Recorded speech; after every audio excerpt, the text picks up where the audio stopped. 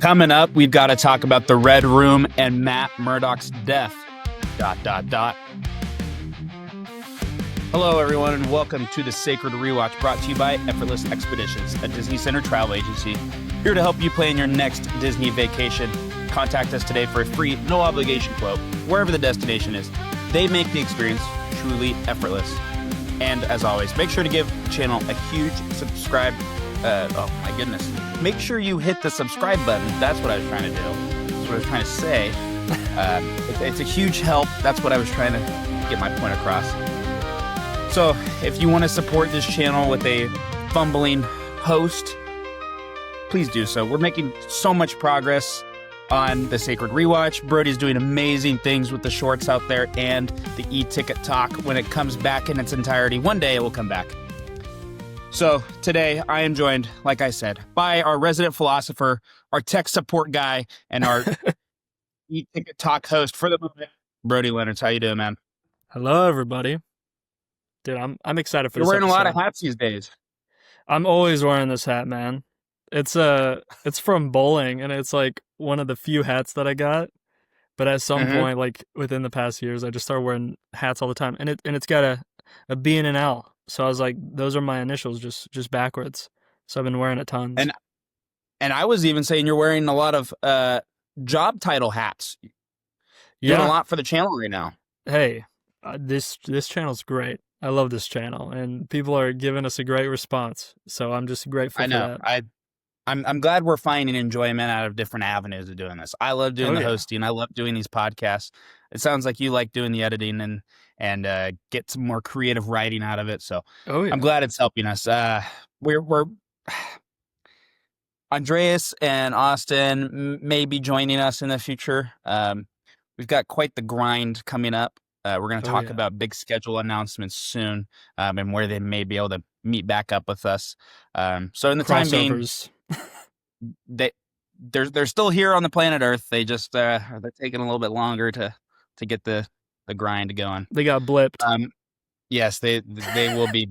They are blipped right now. And Wyatt will be joining us later today. This is very important for me to put it out there. We're going to be talking about the movie Black Widow and the Defenders. It's been known to me that I have not made it clear on what we're talking about, but that is what we're talking about. A movie and a TV show of the Marvel Cinematic Universe. If you're just joining us for the first time, we'll give you a little breakdown of what this channel is all about. I feel like this is a good time to reintroduce what we do here. So the Sacred Rewatch is all about getting us caught up for Avengers Doomsday and that day in December of 2027 when we will be watching the end of the MCU as we know it in Avengers Secret Wars. I want to say it's like still 800 days away, something like that. So we're watching the entire MCU start to finish from timeline order, so not release order. Right now, we are just hitting the end of part 3, which is capped off by Black Widow and the Defenders. We've watched a ton of Netflix TV shows. We've watched one-shots and obviously the Marvel Cinematic Universe movies. We've got a long way to go. There's, I think, 10 parts total in our countdown to Doomsday. Once we get past Doomsday, we're going to shake things up. We're going to do some interesting projects like Howard the Duck and who knows? Maybe, dude, I didn't know I forgot we were doing that. Oh yeah. That's gonna be fun. It's all in 2027 though, so we've got a ways to go before we get there. It's essential. It is essential, and sadly, so is watching Danny Randus. It's been tough, but we'll talk about that later. So if you want to join us for this rewatch, please do. This is much easier to listen to an hour of content versus, I think today's show is a combined 9 hours worth of content. No, like 10 and a half hours of content. Yeah. So, 1 hour, 10 and a half hours. I don't know. You tell me. We're doing the hard work for you. So please be sure to support the channel. But with that out of the way, Brody, let's talk about Black Widow. Oh yeah. So what you got? You have some thoughts before you reveal your score. How do you want to do this? So I just want to start off by saying I think this movie gets a bad rap. I don't know if it was. I think it's a very similar situation. Like I feel like we should just get this out of the way. As we know, every episode I find a way to bring up Solo, but this is Very, very similar. Again, this is another movie that I think it was a very similar problem where a short time after something with the character, they brought the character in with a solo project. Um, and I think it was just a tough spot. I think if this movie had come out where it is chronologically, it would have been better because obviously it would have given a gap where we understand that the Avengers aren't together. And it's like, oh, well, I feel like we need a separation from Tony and from Cap in the Avengers for a while. I feel like Natasha would have been the perfect person to follow up at this time. But since this movie came out later, I think that's why it just gets not the best rap because the first step forward was going backwards and doing this movie in the timeline, or one of Hmm. the first. But Yeah. I think this movie, it has a strong type of movie that it's trying to be with the spy thriller thing. And I think genre goes a super long way. I think we just saw that with Fantastic Four. I think if you have a genre, it helps your movie so much to make it stand Hmm. out from the other Marvel movies. I think seeing that in this rewatch, I mean, this is your first spy thriller, I think, since Winter Soldier. But it doesn't feel like it's trying to be Winter Soldier.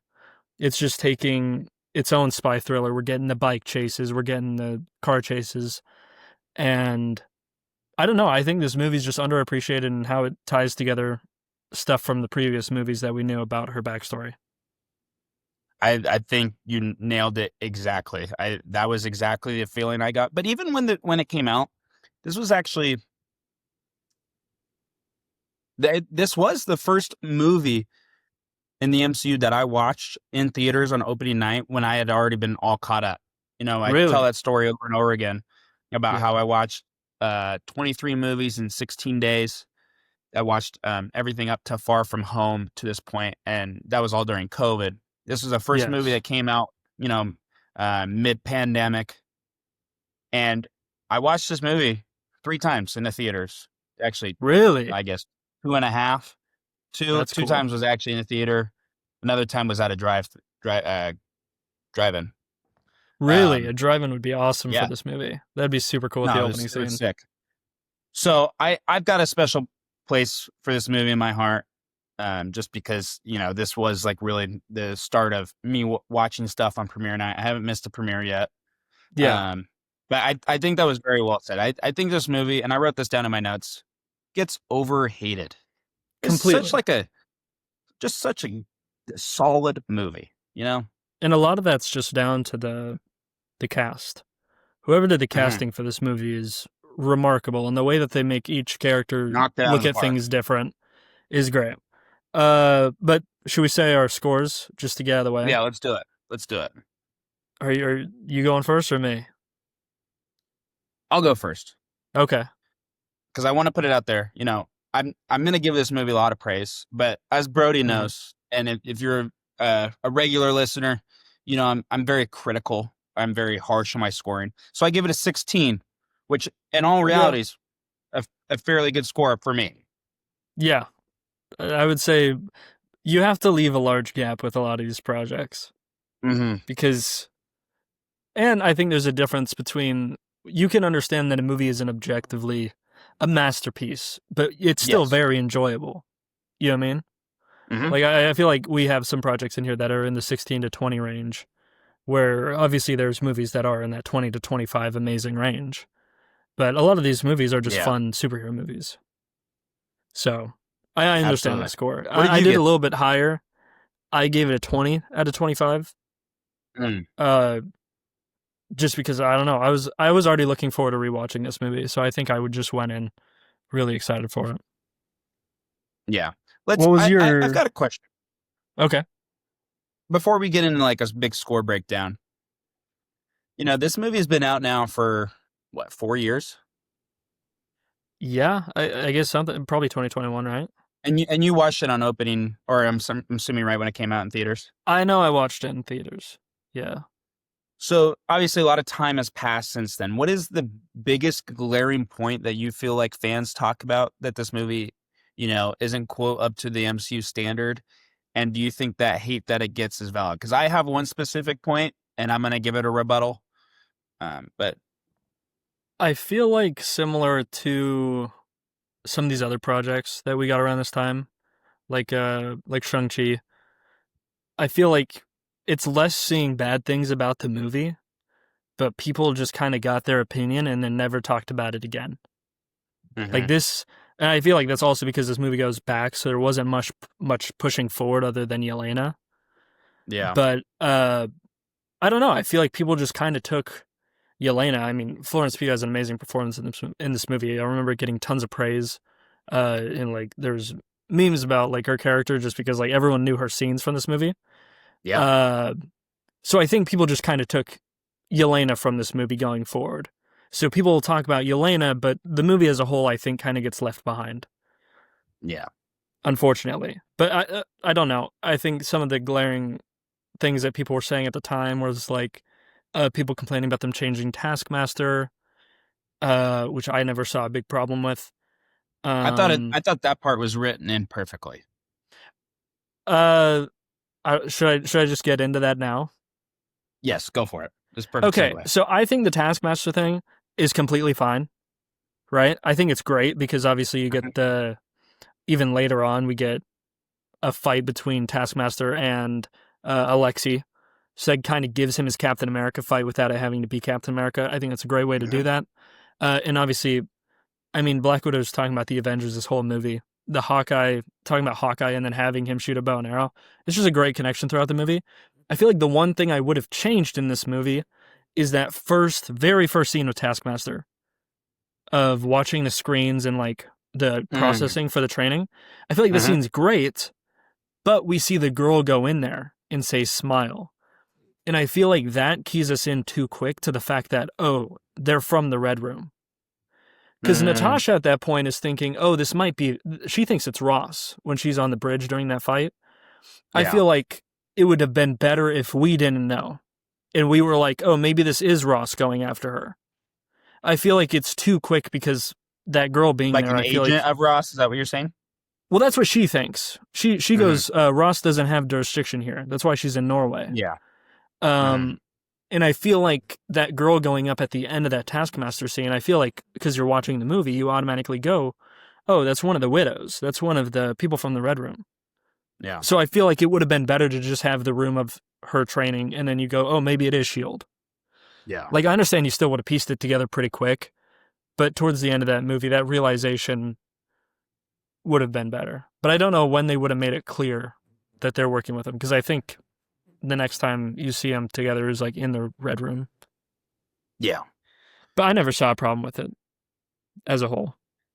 I mean, I'm never a big proponent of you have to stay 100% accurate to the comics, right? Yeah. For me, it's all about can you make it work in the established universe that you have, right? Because the MCU as itself is already much different than the comics. So them changing Yes. a character like Taskmaster, a character like Captain Marvel, um, and not even just gender confined roles. I'm trying to think of another example where they've changed or they tweaked stuff. Well, in this movie, they changed tons of stuff. Red Guardian in the comics is Black Widow's husband. Oh, And really? yeah, and Yelena's not her sister. Yelena's who comes in as like a replacement after Natasha's left. Is Mm, Yelena's usually the next person. So in this movie, they tweak that. So Red Guardian's her dad, which I think in the MCU works way better. Because we already have our absolutely. Captain America, and it makes sense that he's this dude from the past. Yeah. Um, I don't know. I think the way that they tweak stuff to make it work, and especially I went back and looked at all of the lines referencing Black Widow's past with talking to Loki and stuff. And the Yeah. fact that we get like references to Dracov's daughter, like instantly in that scene. The one thing that I was confused about that I had to look into is Loki says Dracov's daughter and talks about the hospital fire. And I was confused because I was like, well, Dracov was in his office. So it's not Hmm. the same thing as Dracov's daughter, even though it's said right next to each other. So my only assumption that I could figure out is either it's something we didn't see on camera, or in that opening scene when they're leaving America on 4th of July, or they're leaving Ohio. You know how they have like the news popping up and they're like, oh, there's Russian soldiers that were like undercover in our town, and it shows the building on fire. I don't know if they say it's a hospital, but that's the only other fire in the movie I could think of. Then maybe that was where they were keeping that stuff quiet. Yeah, I mean, I feel like the list of things that the MCU has retconned has actually been relatively small, and I've never heard of that Completely agree. being um never being a part of, when this movie came out. So I have to imagine they were separate. Like it's a if you were to read the script, there would be a comma, in the middle of the Hmm. list of things that Loki's talking about. Yeah.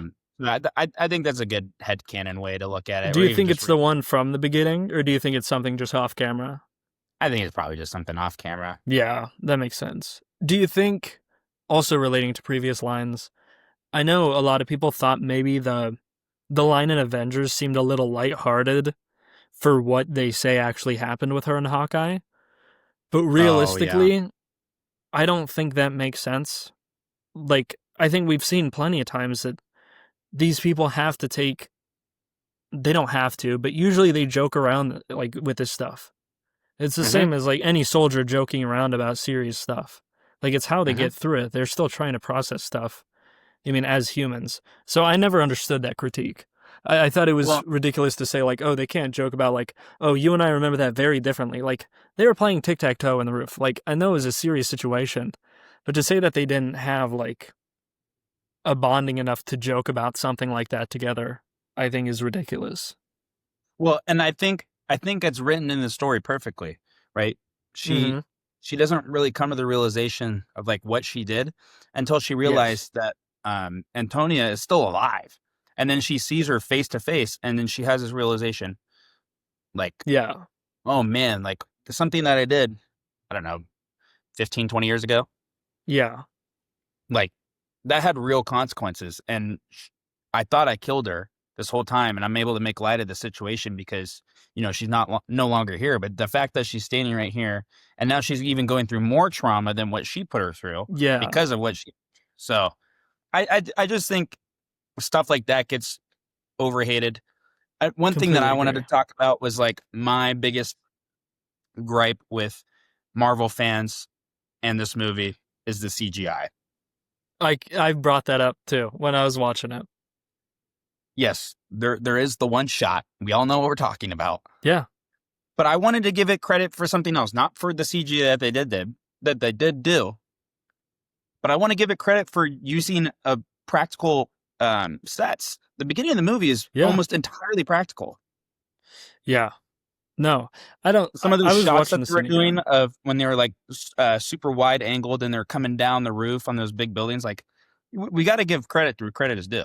Yeah. No, and you can even tell that that scene of her flying back that looks a little wonky. It's Hmm. because they actually had her on wires and they're pulling back. Yeah. That's why she goes flying back like that. And I feel like I don't know. I feel like right after that scene you get like amazing CGI of Taskmaster doing that really awesome slide with like the Hmm. stab and like all the glass coming up or whatever. So I don't know. CGI. I said this when I was watching it. And I was like talking about it. Is I said writing takes me out of a movie 100 times quicker than CGI. Hmm. CGI can be not the best, but as long as it doesn't rip me out of the movie, writing one line could throw me out of a movie. One line could like completely destroy a movie for me. So I think the CGI is completely fine. Is there an example you can give like of stuff we've seen to this point of a line that really bothered you watching a movie that took you out of it? I know right now it's like where we've watched right now is probably a little bit harder, Yeah. but I can't specifically man, remember. Um I think this isn't gonna help the case. I'm not the biggest fan of the format of Captain Marvel. mm, I'm not like totally against the character at all or anything, but uh, I don't know. I remember going on like a little bit of a rant on her episode about it, about something when she's at the farmhouse. I don't remember what the line is, but she says something to her friend and the daughter. And I don't remember what the line was, but I remember I went on a little bit of a rant when we were talking about Captain Marvel. oh, was it about her suit? No, it was something about like her deciding who she was or something. I don't know. I'd have to rewatch to know exactly what I was talking about, but it Oh was right yeah, after she I makes the new vaguely suit. remember. I Yeah. vaguely remember that. That's the only time I can remember like I dramatically called out a line like that. I don't think there's too much of that. Well, I think like we talked about how they've rewritten this movie to stray away from the comics for good reasons. Like the very first note that I wrote down for this movie is right away in the beginning of this movie, you get such a sense that this family, I Yeah. put quotes, I know I've got green screen background. This family has just such a strong dynamic, especially as these girls are growing up. And I love that Yes. right away from the movie, you can tell that, these people have grown together, right? And it's a Yes. great thing for them to, look back on. And especially when Yelena has that scene, like probably the best scene of the movie when they're sitting at the table and they've all come back together. And she's like, Yes. it's real to me. Like, that scene gives me chills. This scene is the whole movie is written really incredible when you realize how much they set up beforehand. Mhm. Like I don't know if they weren't planning to do a Black Widow movie. Um but they had already talked about so much of this stuff. And to Oh, yeah. do a Black Widow movie and to not choose to go forward and to revisit every line that set it up is really Love that. fascinating. I really wish they would do this more. Yes, Not just with Black Widow, but with yeah, other characters. Like, I just, ah, I, I love moving the story forward. I'm always going to be a big proponent of that. But if yes. there's a story to be told, let's go tell the story in the past. It's okay. Yes, but what's really fantastic about it is like the uh the little character things. You know what I mean? Because they're just little hints that people can pick up later on. Like you realize that a lot when you're watching like Infinity War and these big Avengers movies. A lot Mhm. of it, or like Civil War. Like you can take a little thing, like isn't it like Ant-Man? Doesn't he eat lemons or something? Oranges. Oranges. You can take orange slices from his movie and just reference that once, and that like just gives instant like payoff to the people that saw that and are like, that is that That's all we character. need. That's one of his things. That's all we So in the need. beginning of this movie, we get like the setup of like even just knowing like Yelena wants like mac and cheese. Like those are little hints that you can Ah, pick up in a later scene. You know what I mean? Brody, you're cooking right now. Well, I'm just saying, like a lot of this stuff, like this movie feels a lot like we just got off the back of watching Civil War in that party scene. Mhm. And like that party scene just has really great dialogue where you feel like these people actually know each other. And that opening scene at the dinner It's on feels the Age of same Ultron. exact ways. Yes, that's what I meant to say. Sorry. Oh, you're good. But Age of because I think I wanted to rewatch like some scenes from that too. Proves But my point that Civil War is an Avengers movie, but that's not the topic discussion today. okay, that is going against my argument there. I think it does feel like an Avengers movie unless you're watching it, like actively watching it. Um, but anyway, yeah, I think the opening scene's just great. We get that, and I love the soundtrack for this movie too. That opening Well, song is like that piano song. It's called like Natasha's Lullaby, which I think that soundtrack is let's amazing. let's just give a round of applause for the sound and score of this movie. Like Oh yeah, I think it's by Lorne Balfe, which I think did Mission Impossible movies. So I think mm, he's really bringing that kind of vibe and style to this. Uh, but yeah, no, I love the piano in the opening scene, and I love how it starts with Natasha on the bike. You know what I mhm, mean? And she has the blue hair. She's a very different character than what we know, from what we can tell, until you probably get to that scene of dropping Elena off. And then she kind of like you realize that's the same character, like completely in how she acts. mhm, But you get that first shot of her on the bike. So when you finally make it to the house, like you are discovering like what her life was like. And I feel like that's a really mhm. great way to unwrap that.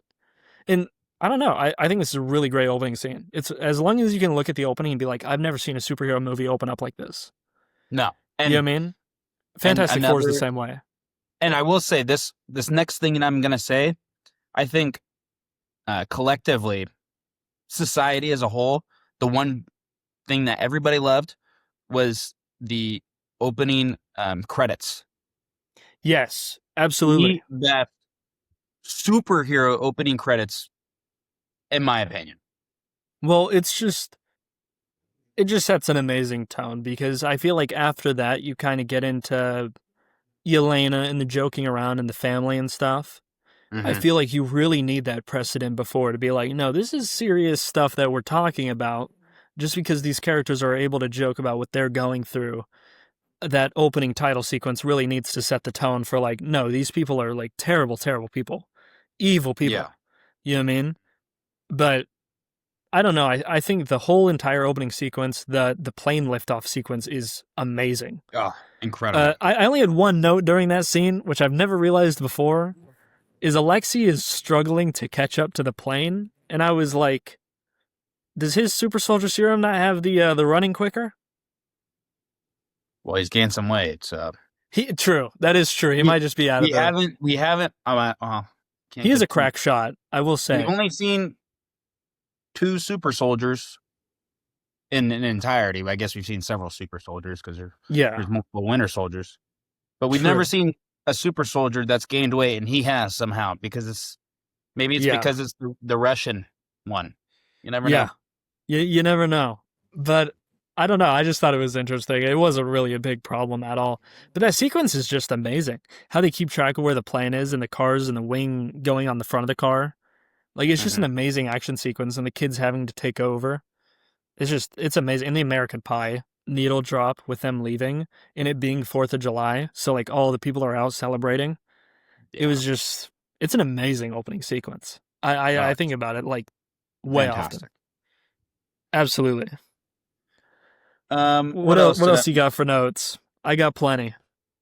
Um, this is what you talked about earlier. Like, we just need little strings to make the entire MCU fans like feel better. And I wanted to put out Hmm. there like not just talking about Secretary Ross or just having his voiceover, but actually him being in the movie is such a nice Yes. touch. And maybe I do feel a little bit different because he has since passed since this movie's gone on. Hmm. But I really love that small little because I mean he only has like a total of 2 minutes screen time maybe in this whole movie. Yeah. Um. I think Thunderbolt Ross is a very important character in this movie, even though he is only in the beginning. Because later on Hmm. we get the references to how a lot of the Red Room stuff moved to America, and Mm. it doesn't clearly say it, but some of the ideas that it's portraying is like they picked up a lot of ideas while they were working with the Hydra agents that were at Shield, like Yeah. of them controlling superhuman people, even though these are Hmm. just assassins, they're not superhuman. From what we know. So they kind of you look at a team like the Avengers, and you're going, that is kind of the same thing. They're trying to get a group of people that they can control, especially coming off of the topic of the Sokovia Accords. Hmm. And you're going, this is kind of they're trying to get a smaller group of Red Room people, even if Yeah. it seems more humane and stuff. You can Hmm. see that Shield and stuff is taking similar ideas to having these groups that can do what they want to do. Hmm. So I feel like Thunderbolt Ross is a good precedent, and it sets you back to like where you are on the timeline completely. Yeah. And I mean, I think it was necessary for when this movie came out, just because there was such a large gap of when it came out theatrically versus where it fits in the timeline. Obviously, Mm, for us, where we're watching it, the last movie we saw was Civil War, so this fits perfectly, right? yeah, but So and I just I was just gonna say go there ahead. was talk at the time like because of Infinity War and Endgame if we were gonna get Thunderbolt Ross in those movies, uh, because people obviously knew his comic book origins and the character he becomes. So people were talking about if that was going to happen in those movies. So I feel like this is a great payoff to return to that and be like, don't worry, we haven't fully forgotten about him. You know what I mean? Absolutely. Um, some other notes. I mean, we've already talked about it. Elena just being such a bright spot. Florence Pugh as a Every whole, scene's like amazing. it's something that I didn't think about at the time, but like seeing how she is as a character now and just as a person, like it's to me it's very touching because I don't know if you noticed this, but she looks so much younger in this movie than I remember. Yeah, this was Like if you like, see Florence Pugh now, yeah, like she looks like a child in this yeah, movie compared to what she looks like now. yeah. But So it's so interesting because she feels like she is like Natasha's sister. Like, even though they're not mhm. biological sisters, the casting is like so close to where you're like, they almost seem like they are biological sisters. Oh yeah. But no, she's great in this Um, movie. And this was like, I want to say the start of like her huge rise. I don't know how many Oh yeah. A20 if she was already in like those A24 movies to start with before this. I don't know when Midsummer came out, Uh, I- but I feel like it was around that time. yeah, it definitely was around that time. I want to say though this came out before Midsommar. I'm gonna look this Yeah. up. But But I you can talk about your notes. Most more of my notes after that were just kind of about the end and the premise of the yeah, movie. I will say I do appreciate her coming back to later projects. You know what Mm. I mean?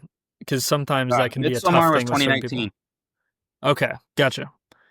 But yeah, no, she's been great. And I feel like what this scene also does is people saying things different than what they mean. You know what I mean? Like Alexi's terrible Yeah. with his words. He doesn't know what these people actually went through. You know what I mean? But he still goes in the room to Hmm. talk to her. You know what I mean? Like it's Yeah. right after she says they're not a family that Rachel Weisz's character is telling her that she's slouching. So it's just really Mm. great showing what's different against what they're saying of like, oh, we're not a family.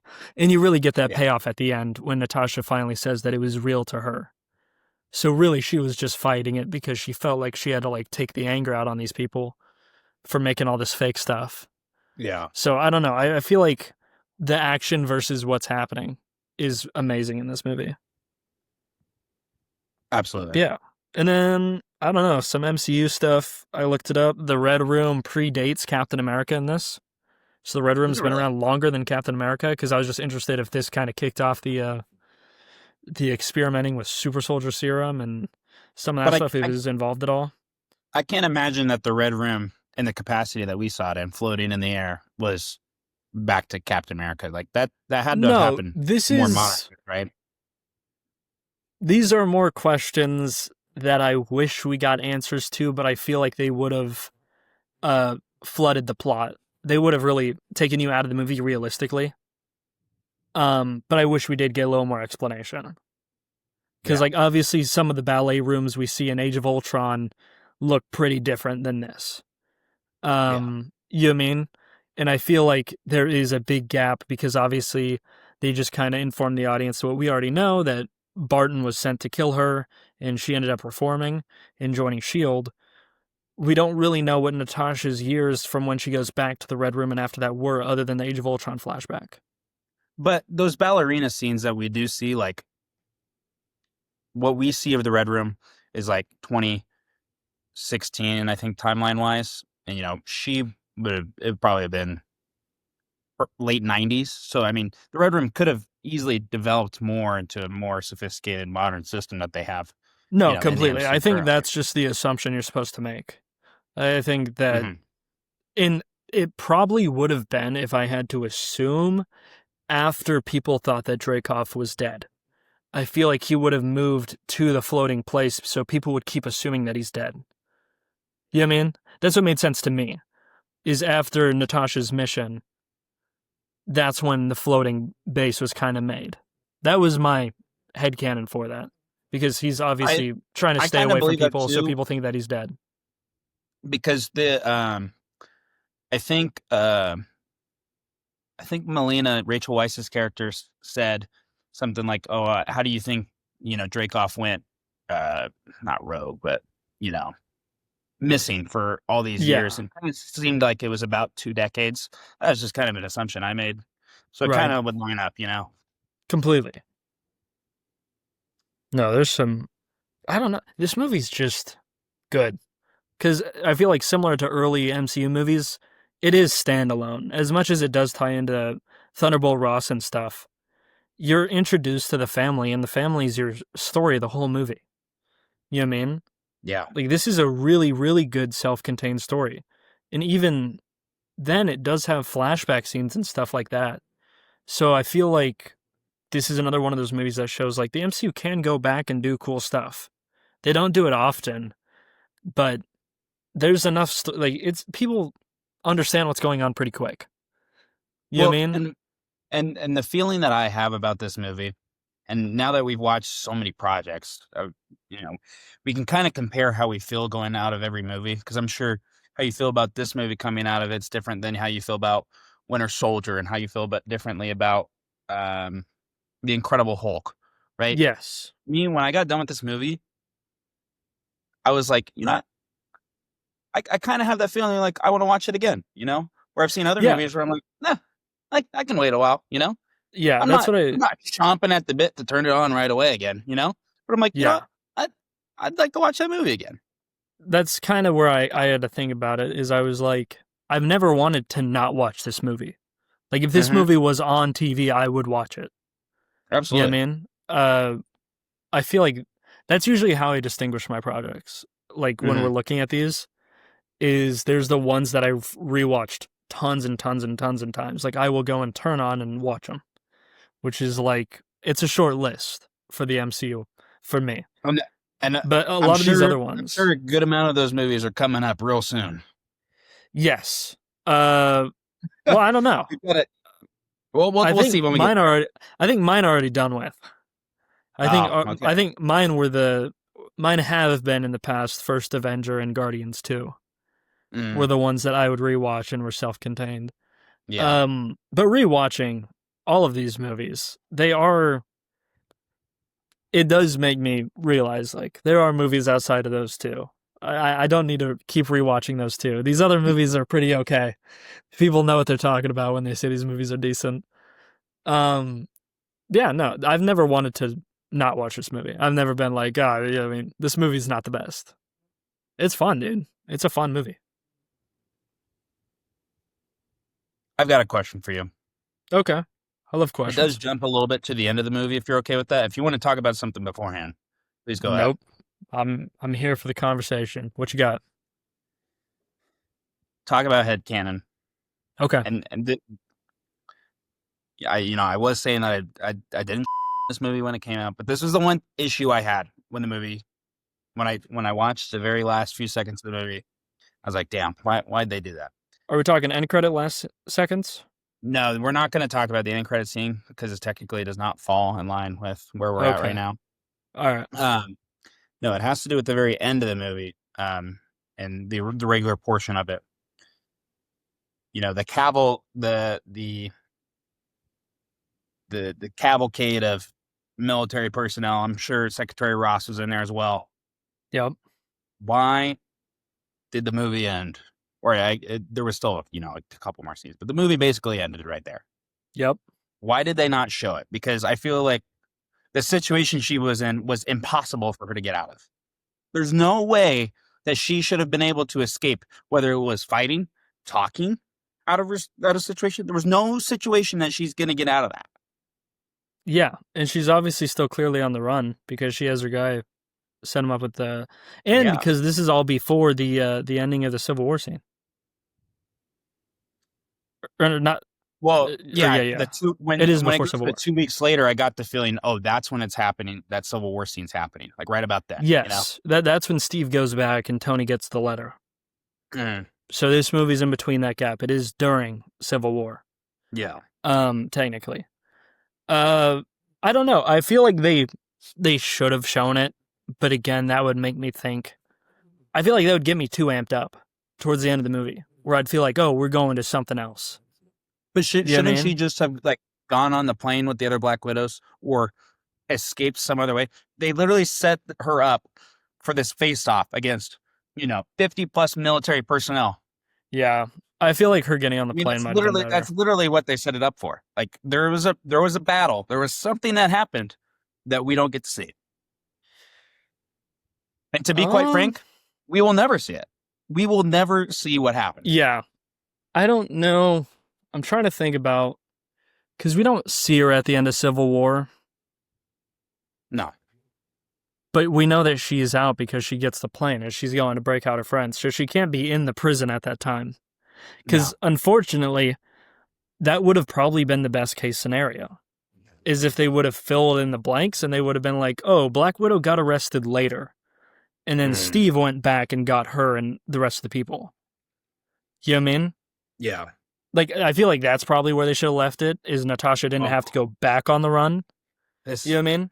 this is a a good talking point for my next little gripe, which I don't think I really thought about it at the time, Is it but her watching wearing it the again. green jacket for years and years after the last scene? No, not that.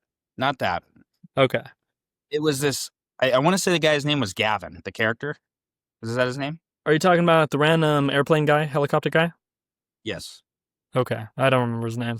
Please, I understand he said he's got connections and he's got money. How in the hell do you get a Quinjet? That is a question. Explain You know that what it to me. reminded me? It There's reminded no me of Nick Fury in Age of Ultron when the helicarrier shows yeah, up, and you're like, where did but that come from? but that makes more sense to me. He was It does. He the is in head of Shield. Shield. That makes sense. So my This is a only random. assumption is that this Quinjet comes from some old base, or they stole it, or something. Yeah, I mean, there's plenty of Quinjets around. They're the basic Shield jet. I don't feel like it's that hard to find, maybe to steal, but I feel like we've seen enough Shield things dropped out of the sky where someone could find one. yeah. But it is pretty wild. I don't know why they. I don't know if we see that Quinjet later on. Um, in Infinity War. I don't know how much Oh, I can say, but we might. you might be right. That might be the one. So that's the only reason I could think so, is to set up why they have their own. Or I feel like that would actually be at the Institute just by itself, but I don't know. Maybe we'll have to see. That'll be our note. Well, if we see a Quinjet later on that just randomly shows up, we can be like, check mark. Black Widow's an amazing movie. See if there's a tail number on there that we can associate. True, there might be. I mean, but it does play the Avengers music there at the end, so It maybe that does. is something leading directly into that. I don't know. We'll have to see on this amazing rewatch that we're doing. Um, What else do you have? I thought the Taskmaster music was cool. I can't hum it, mhm, but it was fun every time it played. It was like the Winter Soldier music. It's just a cool sound. yeah, Uh, Red Rising, I think, is the best part of the soundtrack. Like when they're doing the helicopter heist. yeah. Like, and then that comes back when she's saving her with the parachute. That's kind of just the scene whenever Yelena and Natasha are doing action scenes.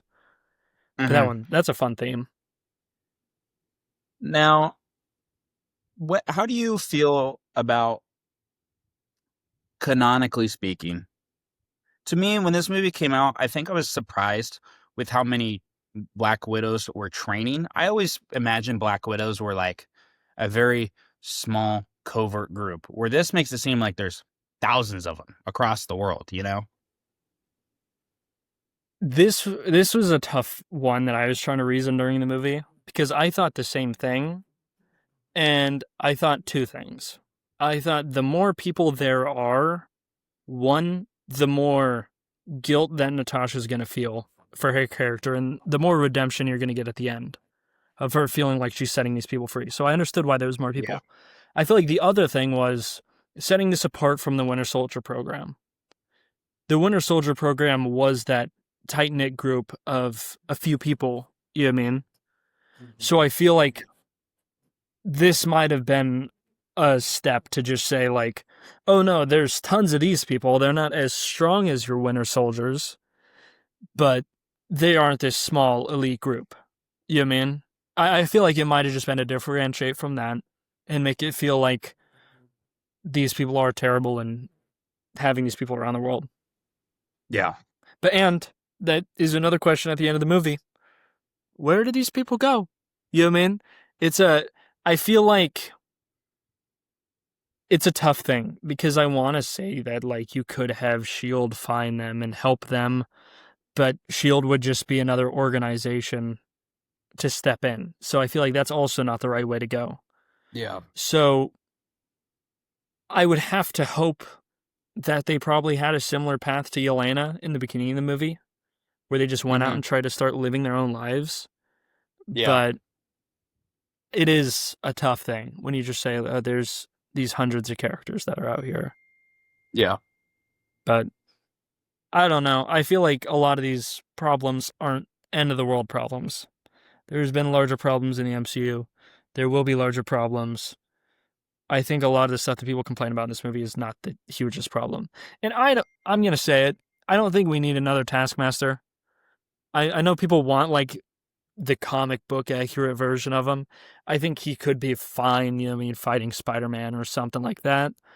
Um, but I'm not begging for it. You know what I mean? I think Yeah. this is a fine adaptation for a while. Well, and especially too, like this. Obviously, this adaptation of Taskmaster doesn't even talk when Yeah, she's fighting. no, You know, completely. so But I yeah, just feel like this is the best way to integrate it where they've been studying the Avengers. You know what I mean? I yeah, don't see another way that you would. And Natasha's talking about them as her family the whole movie. Like, I feel like there's no other way to bring that in and have it make emotional sense to a whole story as well as this movie did. yeah. So I don't know. Do you think that this is another continuity thing? But do you think it's a problem that we don't hear about Natasha's family more from her in other projects later on or in the past? Obviously, in the past is excused because, you mean, she didn't talk about it, which is fair. But do you think going forward? I feel like the one project where she may have had room to talk about it and she didn't. I guess she kind of talks about it in Age of Ultron because she said that she's a monster, but she doesn't like give any inclination of how, which Yeah, was another gripe of that Age of Ultron that I had. But the other movie that I feel like she would have had an opportunity to talk about it where it wouldn't have felt forced was Winter Soldier, just because there's so many one-on-one moments between her and Steve. true. But other than that, no, it doesn't really bother me. I think going forward, it's not a problem for me either. All the past ones were excused for me. I don't think it's something she would talk about. But even going forward, I don't think she's very open about this. You know what I mean? And No, especially with a lot of the widows and stuff probably living in secret now, I don't see why she would talk about it. yeah, absolutely. I don't know. All right, well, we'll be back in just a moment. And we are back. Brody, what are your last hanging thoughts of this movie? I think this movie just needs a visit from the fans. Like, I feel like people just have ignored it and not talked about it. I understand it doesn't go forward a lot, but I feel like it's a movie that people need to rewatch open minded, not with the stress of when it was coming out. I feel like at the time there was a lot of stress about like what was going on in the MCU. I feel like Yeah, going back now, you're able to just enjoy the movie. So, if anything, I would say if you haven't seen it in a long time, this one's a fun rewatch. I don't think it's a heavy toll to watch. It doesn't really drag. Um, yeah, I don't know. I think it's just that's what I would say. Is just if you haven't seen it in a long time, rewatch it. Just enjoy it. Yeah, man. That's the main thing. absolutely. Brody, the one thing I would say, this movie's overhated. Like you said, go take another look at this movie. I think you feel much differently how you feel in 2021. I'm sure everybody probably, lost their 2021 weight. They probably are in a different mindset that they were in 2021. So just go check it Mm-hmm. out. I think this movie's overhated. Um, but that's all I really have to say. Wyatt is now joining us. So Wyatt, welcome to the Sacred Rewatch. How are you doing? I'm so happy to finally be back after the long week break. It was a long break, but here we are. We're back together. So Black Widow's done talking about Wyatt. Not completely caught up with Black Widow. He just showed his um, unfavorableness to Taskmaster, but no unfavorableness from me and Brody. Yup. But Wyatt, I know you've got plenty of thoughts on the Defenders. Give me one sentence. No, One sentence.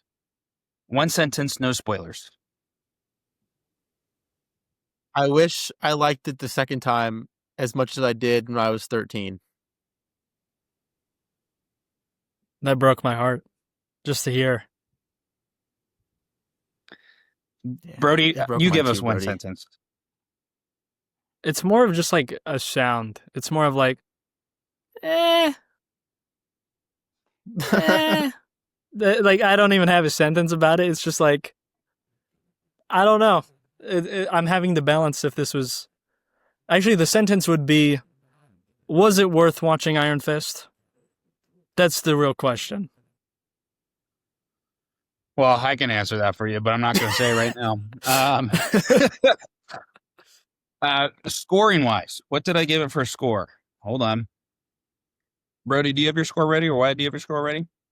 I think Wyatt yeah, should pull go it up real quick. first.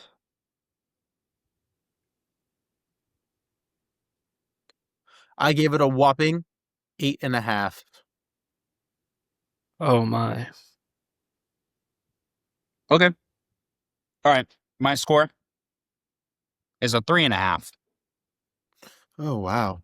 There's Jesus two Christ. categories and it got a big 0, not even half a point. It was rewatchability and it being iconic. Now, I've never seen this show before, but there is no world that I watch this again. Absolutely none. I will never watch this show again. You heard it here. Put it on TikTok. I will never watch this show again. The Defenders, I will never watch it again. Iconic. I feel like for it to be iconic, I've have to have seen a meme. I have to have seen a clip before. Never seen one thing from the show. Never. Yeah, that is true. Oh, I've seen stuff from the show. Yeah, but you're on the I weird don't side know of the if I internet, so it doesn't count. I'm on Marvel Defender's side. I guess so. Brody, I don't know. what did you give it? I think I gave it an 11 or like a 10.5, which is low for me. From my scores, that's very low. Mm-hmm. From what I know, I very rarely do a single digit. What I will say about this show, I thought at the beginning of the show, there was a lot of potential. I was feeling very good. Episode 1, I was like, they haven't met each other yet. But one of the first notes that I wrote was, I just like how this left off where everybody was in their individual show. Yes, completely. And I thought that you could really see how they're going to bring them together. Because that was the big question going into this. I feel like the earthquake stuff was, you're like, oh, okay. They do have something to bring them together.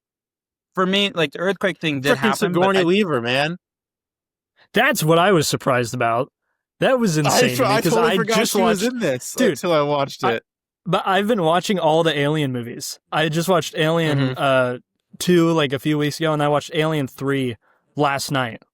So like, Sigourney Weaver in this was just insane. I was like, wait, MCU, this was the same as we talked about with, what was the other show? Luke Cage. We're like, they already played that card? They already played that card, that actor? Right? And it's like, oh, Sigourney, because again, looking at this, I'm like, dude, I was watching this, I was actually surprised. I was like, I feel like Sigourney Weaver must have been on the list for Captain Marvel. For Marvel, I feel like Sigourney Weaver would have been in the lineup for that character. Like, I was just watching this, and that's just what I thought about. Yeah, that surprised me tons. Wyatt. I was this close. I don't know if you see my fingers. This close. To instead of referring to Sigourney Weaver as her name, I was going to say, is that the doctor from Avatar? Oh, yeah. I haven't been in the ride queue for so long. I haven't been in the ride queue for so long. What's her name? Because she's always talking about that book that she made. Oh, yeah. But it's not 30-minute ride queue. It's not actually Sigourney Weaver in the eye. What? No, it's a fake person. No, it's not. It's someone who kind of looks like her. Jackie Ogden. What? Jackie Ogden is her name. That is, or as we like to call it, a banshee. That's an amazing poll. But it's not her. No, it's not. Ekron. It's an Ekron. It's an Ekron. Oh, man. What an amazing ride. Different podcast. We could. If we ever start an Avatar podcast, we have sold out. We have sold out. That is it. Someone has run the company other than us. You will catch me dead before I'm on an Avatar podcast. James Cameron would have to be paying me directly to start an Avatar podcast. The Cameron cast. If we end up starting a Patreon, I promise our viewers, we will have one full show where we will treat the Sacred Rewatch like it's the Sacred Rewatch for Avatar. Dude. It'll be all things blue, people. Yeah, I was going to say I would almost be blue, but I don't want to promise that I would be blue. I don't want to get trapped in an Iron Man costume situation. Actually, I don't want to promise that the length of the Avatar movie franchise is as long as the MCU is. Maybe 1 year shorter. Oh, 1 year. I was going to say runtime. You might be right. I feel like Avatar 1 is probably 20 hours and Avatar 2 is 25. Iron Man released in 2008. And the first Avatar released in 2009, and since then we've seen one more movie from them. Hey, end of the year though, I think, right? Or next year, I don't know. Fire and Ash. I'm fired up. All we know is we're getting 20 more theme parks about it. Anyway, back to Marvel. We got to go back to Marvel. It's because the Defenders is so bad. We had the same problem watching Iron Fist, where we just started talking about other stuff. Dude, you know it's not a redeeming moment?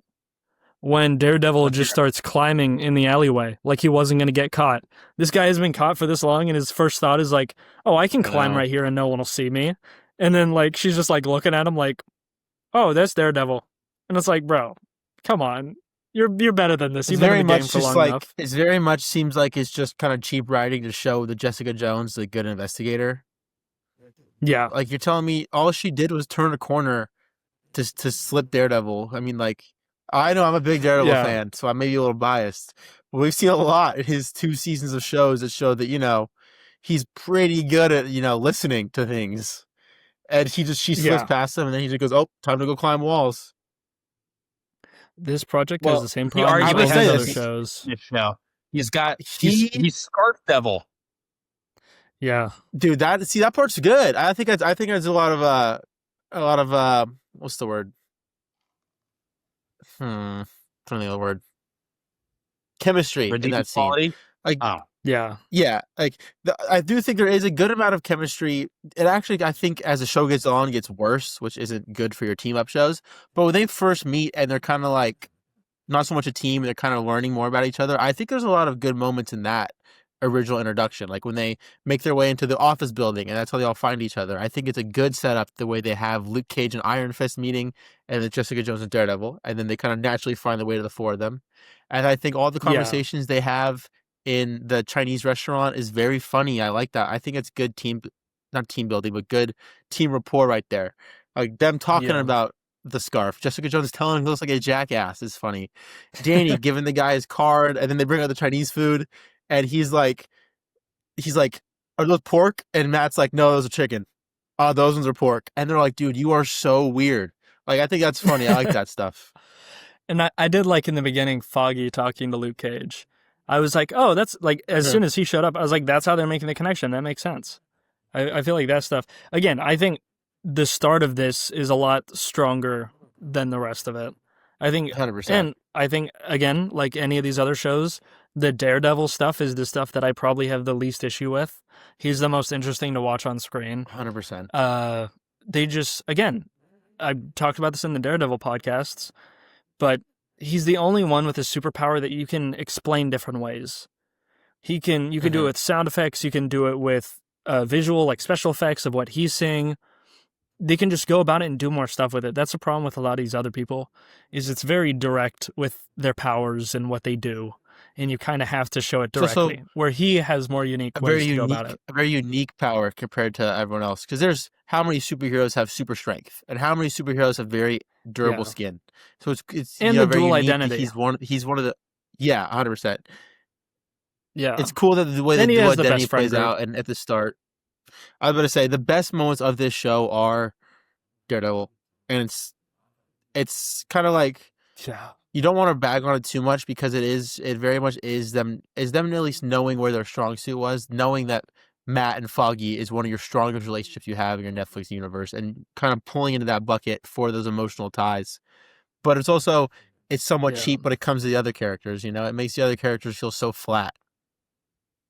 Yeah, I'm really glad to have seen these shows, and especially up to this point, because from the outside looking in all these years, especially in recent years, ever since I want to say No Way Home, you don't really understand why everyone has seen these TV shows is like a huge Daredevil fan, and why he's the standout. I lost my mind in No Way Home when he showed up. Because I don't know if we can talk about that. I don't know if we can talk about that. I think we can't. But there were rumors, and I was like, oh man, I just imagined it'd be so perfect. And then it happened, and I was like, oh wow. Right. It was just cool. It was great. Well, but yeah, like there's just so much talk around that point, and from the outside looking in, I never really got it. I was like, how come other people aren't talking about the other shows like this if they're all in the same lineup? But actually watching the shows, you realize, okay, Daredevil's the most cohesive. He is and Punisher is probably very close. Yeah. But we What still did haven't stick seen out that to show me, yet. I think they did do a pretty good job at keeping their characters, like their main four, true to their core values. Like Matt still very much was trying to walk the line of the dual life. Luke Cage was still very much looking out for the Harlem people, these underprivileged people who are in bad situations. There's that whole conversation with him and Danny at the start where he's like, you can't just go punching this kid. This kid's just trying to put food on the table for his family. And then Danny still has that Yeah. kind of like, I've lived in Shenglong, I'm rich and privileged mentality to him. He doesn't understand it all. And then you have Jessica Jones, who still very much is so against being a superhero. She's like, I don't care, I don't care, I don't care. Until, the end when she reluctantly is like, I can't not do something. So I do think they do a good job at keeping those kind of core values there for their characters, which I think was somewhat interesting. Because those can't be lost in terms of the bigger picture with team-ups. Yeah. It's kind of like going into Avengers. Like, your characters are kind of, I wouldn't say deconstructed, but they are brought down to much simpler terms to re-explain to the new audience who these people are. That is probably another thing with this show, is it does kind of go back and kind of, it is a little over-explanatory or like resetting up who these people are, but I feel like that just makes it so you can rewatch this show without watching the other shows. So I feel like it's not Correct me if too bad I'm of a wrong. complaint. Hogarth didn't show up at all in this show. Yes, she did. When did she show up? Because When I did could have she sworn show she up? was, and I must have just like, No, I know she's name dropped. No, multiple episodes. Episode 2 and like episode 7.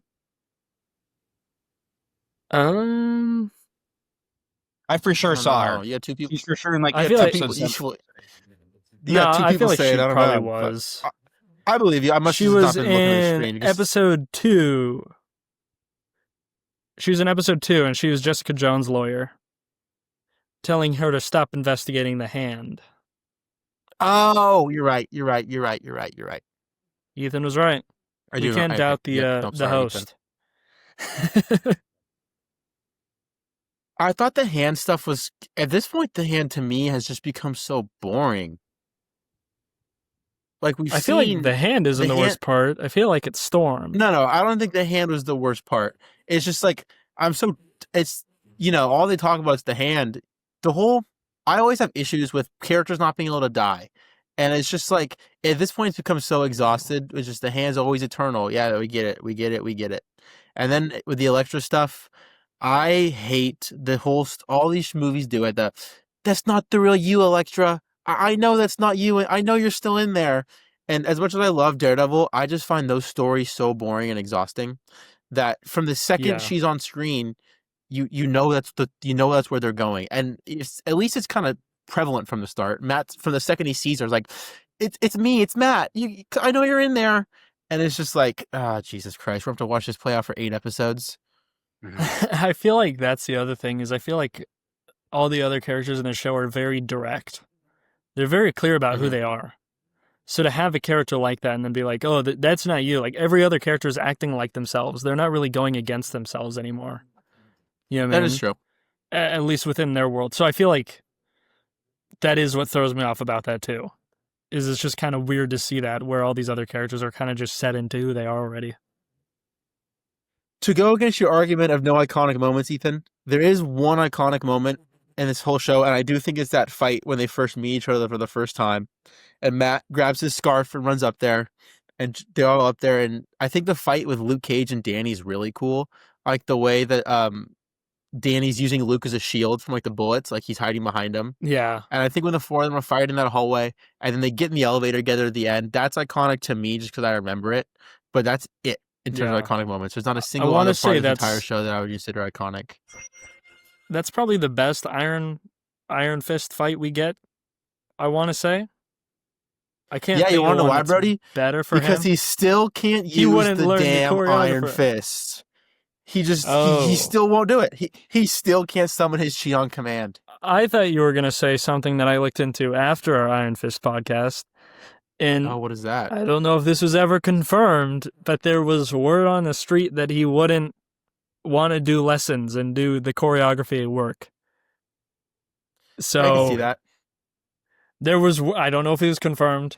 He's said, I think, within the past year that he is open to returning as the character. But there was I'm alright. word. I don't want to push that out and say that that's 100% true. I But- think they'll find a new Iron Fist to take the title. He can't act. I don't. Like, there's so many scenes That is the other thing. that take away from his inability to be an Dude. there's so many scenes that are taken Yeah. away from his ability to be an interesting character. I'm like, dude, you're just I like, can't believe you're he was not the selling me start. on anything.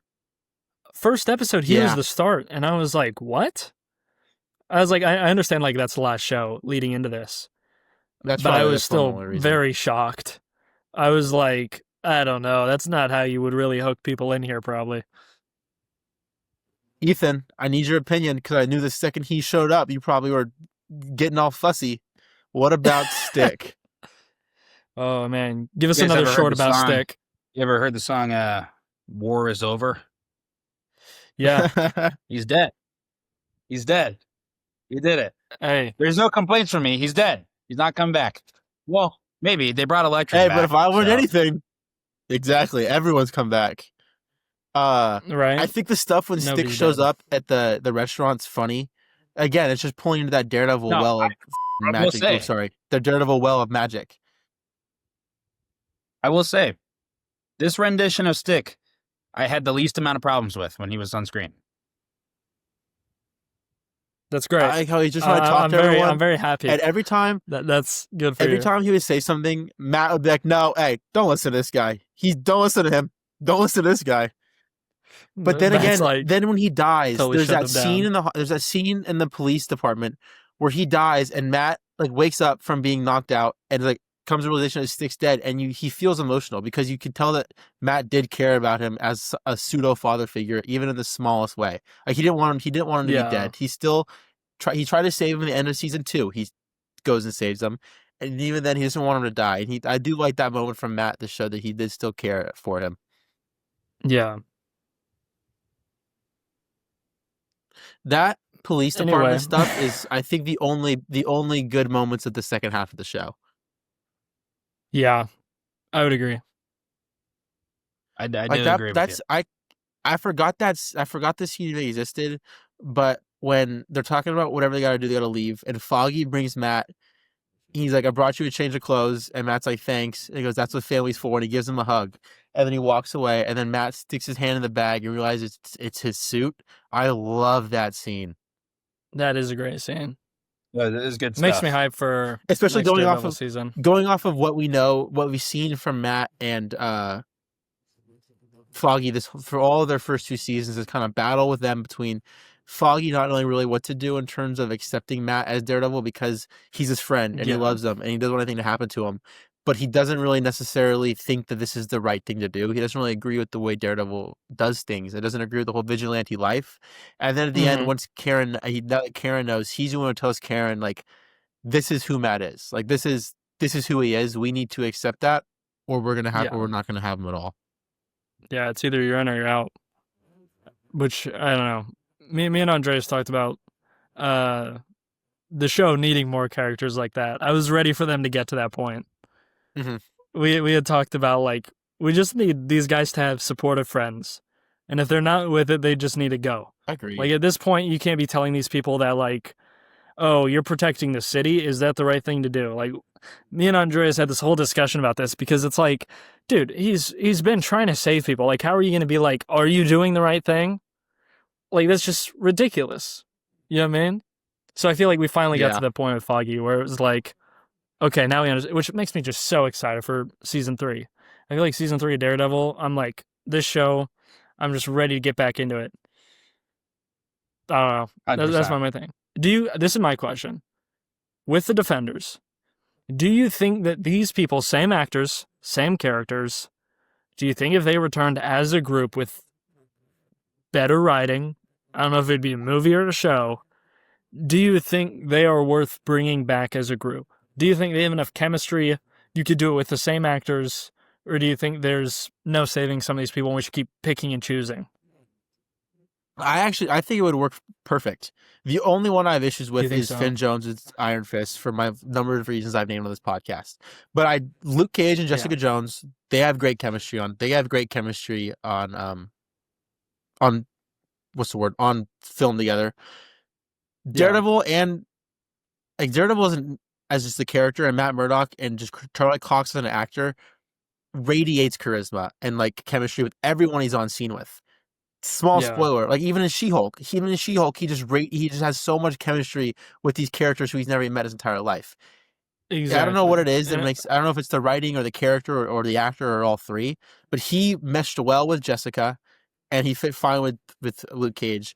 And I think with a little bit better writing, there is a world with the Iron Fist fits in better. I just feel like the way the Iron Fist character was kind of written and perceived didn't really mesh well with these street level heroes.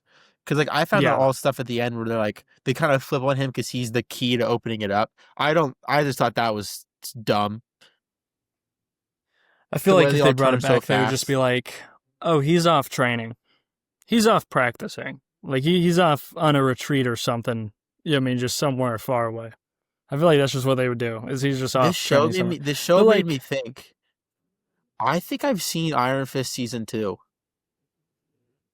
because really, I've been waiting for because you something thought to a lot of happen that with stuff Iron was in this Fist. show. I No, there's quite literally one moment that I thought happened at the end of season 1. I was like, oh, maybe it's the end of Yeah. Defenders that happens. Like maybe there's a scene where they all go off in the sunset and then it shows you what they're up to. And then it didn't happen. Mm-hmm. So I'm thinking maybe I have seen season 2 of Iron Fist, or at least a little bit of it. Oh man, I will give you you've seen major season props 2 if you Iron have, because Fist. I'm sure I Bless have your heart. zero expectations. I actually have negative I don't remember. expectations. I'm No, yeah, expecting for them to give me something to watch it. Yeah. I was bummed that Ward Meacham didn't show up. I actually kind of liked him. He was interesting. He was one of the Yeah. few interesting characters from that show. I don't. Yeah, I don't know. I feel like this show is just a tough one.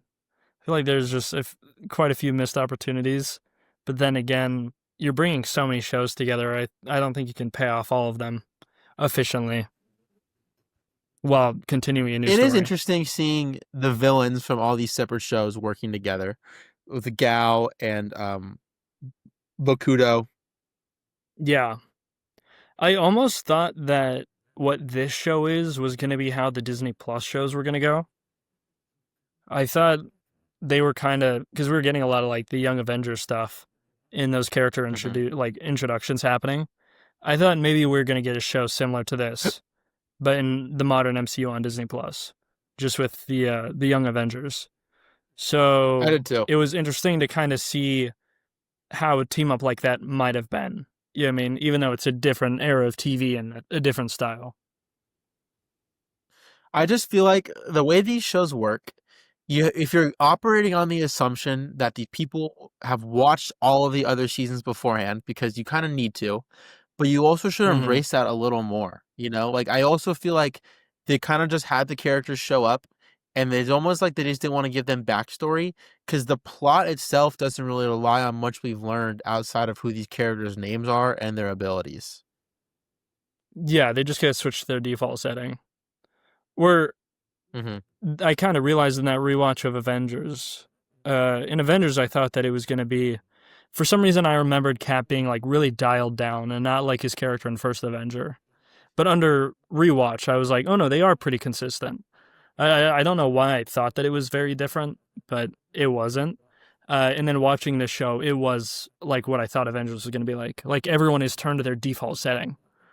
They're not really the most in their character when the show starts. And I just feel like there were so many moments that had potential and so many dynamics that worked that fell short. Like the dynamic with Jessica and Matt, like doing more of the investigative work, being a lawyer and a PI, was cool. But we only really Yeah, got it for 20 minutes of an episode, 30 minutes of an episode. The dynamic I of feel like they Luke should have and gotten. 100%.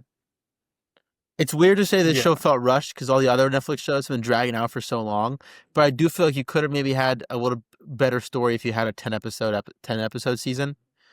And I like yeah, this stuff with Danny and Luke. Like that kind of street level dynamic was cool too. The way they first show up, and I already kind of talked about it. The way Luke is like, no, a lot of these people are just people in bad situations doing what they can, and Danny's much more of no, you're working for the hand. Get this iron fist, MFer. So like that would have been more cool if we could have seen Yeah, that play out a little more too, a little more dynamic with them on the street level dealing with stuff, bouncing off each other, learning how the other sees it would have been a lot more interesting to see true. instead of the 10 throwaway lines we get at the beginning. I feel like that would have been a good split Through the episode Defenders, of just those two, and then Claire remains one of the Daredevil. strongest characters in all of this NCU. Consistent. She's very consistent throughout all Yes, these 100%. shows. She has been one of the better parts of every single show she's in. Yes, And I will same give her with credit. Hogarth. She's been the same character. We've seen a lot of character growth, Yeah. but she's been the same character. Yes, very consistent, and I feel like that's good for how many shows she's in. She feels very much like how Natasha was early MCU in the different projects. You know what I mean? Where she could be in different settings and tones, and then still be consistently the same, like, reliable person. Yeah. So I do like that she is kind of that She part serves- within the TV shows. She has a very good dynamic like character that you can plug and play because to me she very much plays that role as someone who tells these heroes like listen, if I could do what you could do, I would be helping and saving lives too. Like you have these abilities, you need to do what's right and do Yeah. like the good thing and help these people. She just can't do that, so that's why she does what she can. She's on like she's a doctor, and then you see her kind of learning how to fight with like in Iron Fist and all that to kind of like keep up and protect herself. But they do a good job at establishing that from the Yeah. second she's up in first Daredevil. She's like, no, you should be doing this. What you're doing is the right thing to do, and she does that in all of the shows she's Yeah. in. I think it works very well. I don't know. I feel like almost the other problem is a lot of these shows didn't end with like a big question. Like you're kind of just going into a new story with the people. It's not like you're picking them up at like a really interesting point in their story. You know what I mean? Mm-hmm. Like you do kind of pick them up where it's just like another day for them. Like this could be any other episode of their show with the story. It's not like the most interesting point to jump in for their characters. Yeah, I mean, At least I for feel me. like you're saying for like the premise of this series. Well, just when the characters jump in. Like, I feel like they are leading some plot points from the last one, but it's not like jumping into this, you're like, oh, where's this character now? Has it been a long time since their show? Have they changed? Like, I feel like they could have done something there with a little bit more of a time gap. But you're kind of just going in like it's another episode of like any of their shows, which I could see the benefits of, but it didn't really make it interesting. I wasn't like curious about like, oh, what's happened with Matt in between this time? What's happened with, you know what I mean? It just wasn't a great lead into these characters. Daredevil For me. season 3 is the only show that I know how this end of Defenders affects Daredevil season 3. So I know exactly what happens for it. But I actually I don't remember at all how the end of Defenders affects Jessica Jones, Iron Fist, and Luke Cage. So I am very curious how that plays out. I am interested on that. Because I know I mentioned it a couple of times. Daredevil season 3 very much picks off almost not like pretty much to a T where we see him at end in because at the end of Defenders we see him in the hospital, we see him the church, and so it very much picks off right with that, which I don't remember. I remember thinking it ends with him being dead, and you don't really find out he was alive. I mean, obviously they end down with Daredevil season 3, but you don't find out anything at all until it starts. Is what I kind of remember. So I don't remember seeing him in the hospital, but it's interesting that you do. Yeah. And how did these shows go? Like, was Daredevil season 3 the last one, or was it canceled? What was the plan there? Do you know?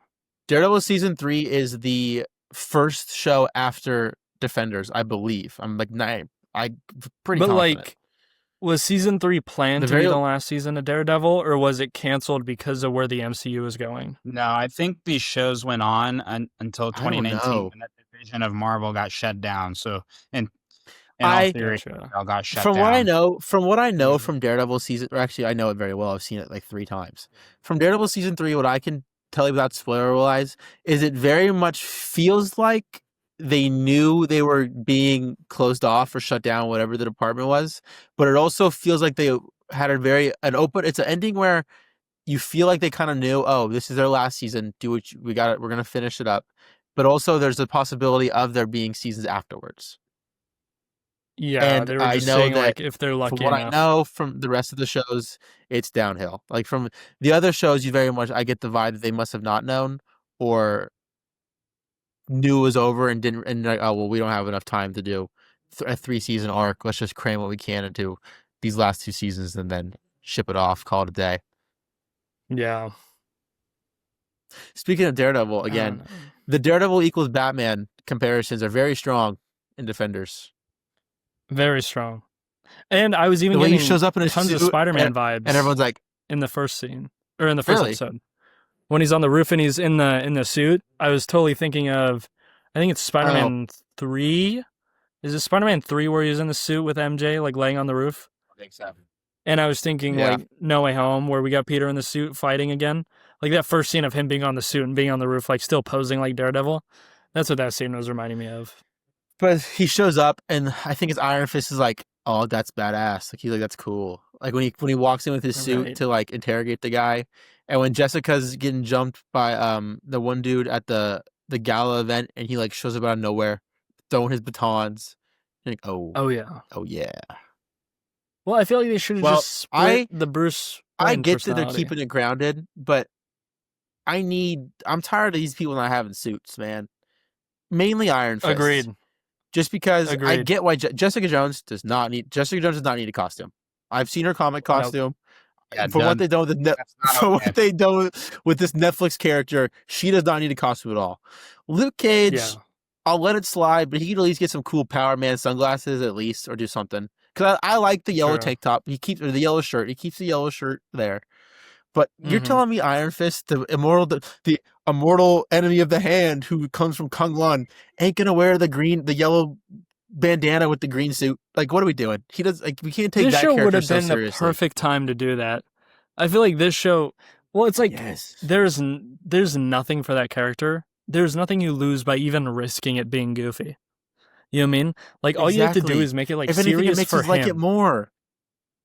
But if you just made it like serious for him, and he's like, okay, I'm finally going up against the hand. Let me prep, and then he showed up in his suit. Maybe Let me we could wear root for this character. let me wear the traditional outfit of the immortal Iron Fist. This thing that I am so precious and have so much pride in getting to be. Yeah, Let me wear or the have suit. him like with the struggle in the beginning of the season and then him working himself up to like being worthy of that. You know what I mean? And you know what I mean, maybe that's why he hasn't done it. And then he gets the Iron Fist. You know what I mean? Who knows? Just anything. I don't know Bro, why they won't do did you anything ever with this character. watch the Amazing Spider-Man cartoon on Disney No, XD? I have not. I did not. Dude, okay. That show, it was Spider-Man and his team was White Tiger, Nova, Iron Fist, and Luke Cage. And Luke Cage and Iron Fist were so cool in that show. That's why I have so much, like, not love, because I don't love these characters. But that's why like, I have so much disdain for this Iron Fist being such a bland, lame loser. Because when I was a Yeah. kid and I was watching Iron Fist and Nova fight with Spider-Man in that show, they were awesome characters. But it's just And tough this is because it such feels a- like a waste. Like they spend so much money Yes. on the show and getting an actor and stuff. It's like you're already paying all these people and you're doing the show and you're doing the character, which usually puts a gap between the next time we see the character. And Mhm. it just feels like a waste. It's And unfortunate. there's such a fine line to walk between street level, grounded realism, and embracing the kind of comic, unrealistic goofiness. And it works. They do Yeah. great with Daredevil. I think Jessica Jones is a great character to really stray away from that kind of comic superhero stuff. But the Yeah. Iron Fist is just, like I said, the dude has a glowing fist that's indestructible. Yeah. You got to kind of embrace the comics a little more. You got to kind of embrace that fun side of things a little more, which I think would just add another Yeah. layer of fun. And people always talk about like Because these street shows level. need to be fun. But people always talk about street level stuff. And it's like street level stuff is great if you have style and substance. Street level stuff Mhm. without style or substance or genre is just boring. That's just boring. It's just you're fighting people with no real reason, no real purpose. It's not visually interesting. So unless you have like an angle at how to do it, it's just gonna end up being like a lot of these shows where it just doesn't have quite enough. You know what I mean?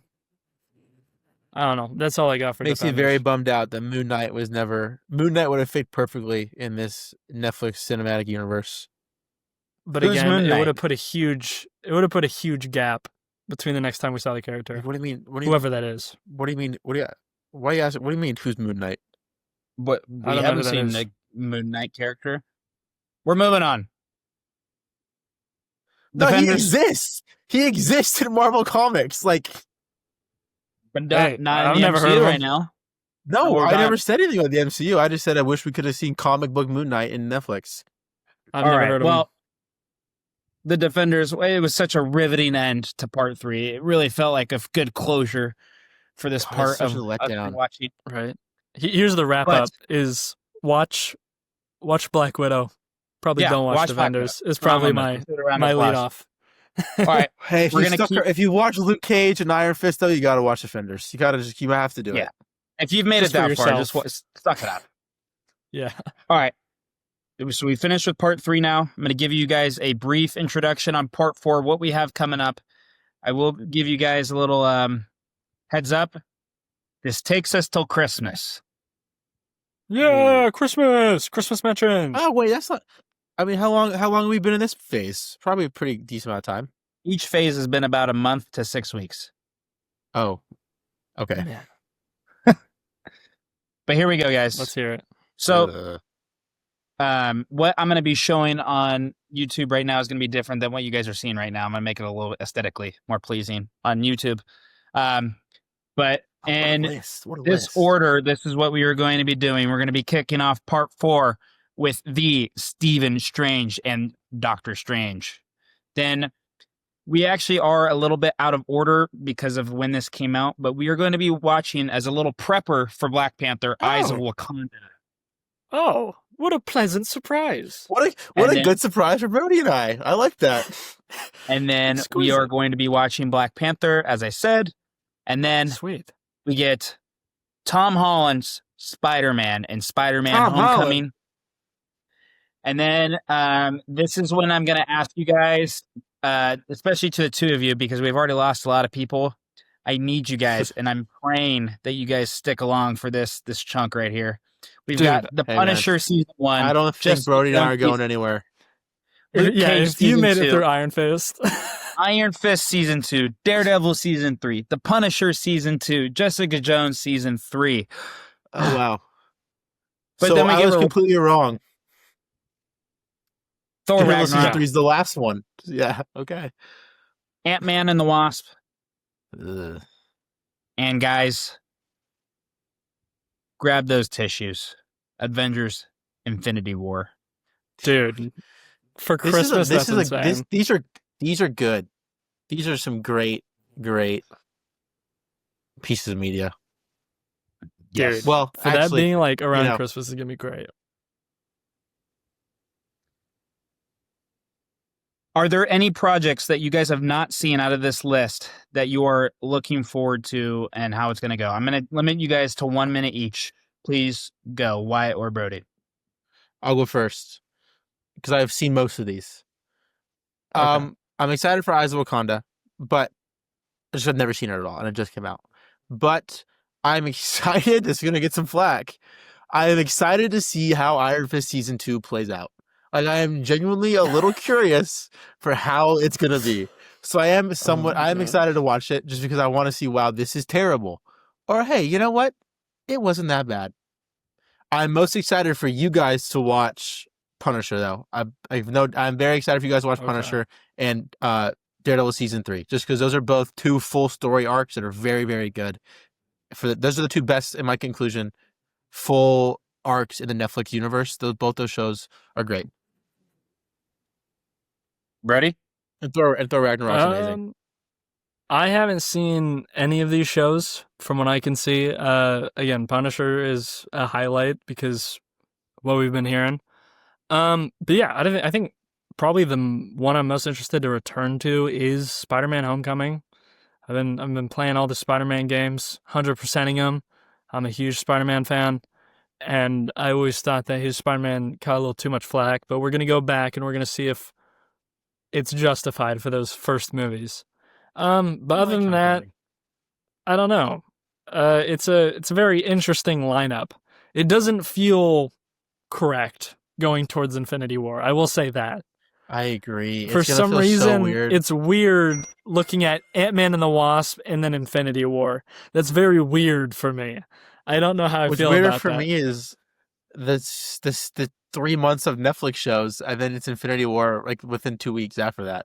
True, and I thought Spider-Man we're gonna watch Homecoming those is characters. closer to Civil War. Well, it is if you take out the 8 Netflix shows. Well, still, it's after Doctor Strange and Black Panther. So That is true. Well, Yeah. for me, it's going to be Eyes of Wakanda. I would be very truthful with you guys. I actually started watching Eyes of Wakanda. hey, I gotta was love not the truth. prepared. I was a little turned off by the animation style. So I stopped watching, and I figured I might as well just wait till we watch it in the Sacred Rewatch.